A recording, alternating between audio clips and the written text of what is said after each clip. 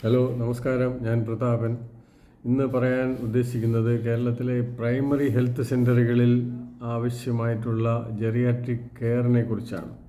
കേരളത്തിലെ ജനസംഖ്യ 2019 19.4% എത്തി എന്ന റിപ്പോർട്ട് എത്തിയിട്ടുണ്ട്.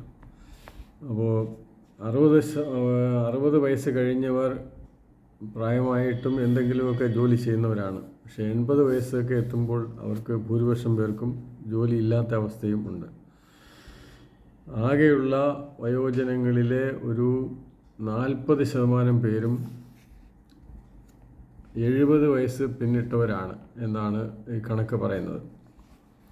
നമ്മുടെ ഈ പഠനത്തിൽ കണ്ടിട്ടുള്ളത് 80 വയസ്സ് കഴിഞ്ഞിട്ടുള്ളവരുടെ ഇവരിൽ ഏതാണ്ട് 64% പേർക്ക് ഓർമ്മക്കുറവുണ്ട്, 60% പേർക്ക് ഉറക്കക്കുറവുണ്ട്, 42% പേർക്ക് തലകറക്കമുണ്ട്.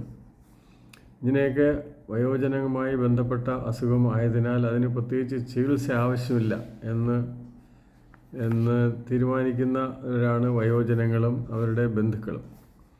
ചികിത്സ തേടിപ്പോകുന്ന ചില ആൾക്കാരുണ്ട്. അതിൽ 60 വയസ്സ് കഴിഞ്ഞവരിൽ 56.2% പുരുഷന്മാരും 43.8% സ്ത്രീകളും ചികിത്സ തേടി പോകുന്നുണ്ട്.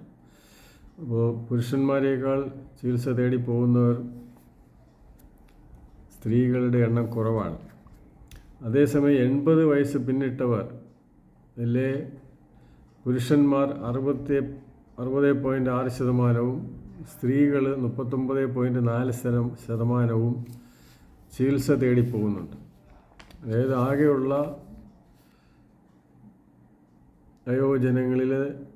വയോജനങ്ങളായ സ്ത്രീകളിൽ 39% പേര് മാത്രമേ അസുഖം വന്നാൽ ചികിത്സയ്ക്ക് പോകുന്നുള്ളൂ. അതായത് ബാക്കി ഏതാണ്ട് 61% പേരും ചികിത്സ തേടി പോകാറില്ല എന്നാണ് ഈ പഠനം വ്യക്തമാക്കുന്നത്. പ്രത്യേകിച്ച് സ്ത്രീകളാണ്. ഈ ചികിത്സ തേടി പോകുന്നവർ തന്നെ കൂടുതലും പോകുന്നത് പ്രൈമറി ഹെൽത്ത് സെൻ്ററുകളിലേക്കാണ്. പ്രൈമറി ഹെൽത്ത് സെൻ്ററുകളിൽ ആണ് എങ്കിൽ ഒരു ഡോക്ടർ, നേഴ്സ് ഒക്കെ ഉണ്ടാകുമെങ്കിലും അവരാരും തന്നെ ഈ ജെറിയാട്രിക് മെഡിസിനിൽ പരിശീലനം കിട്ടിയവരല്ല.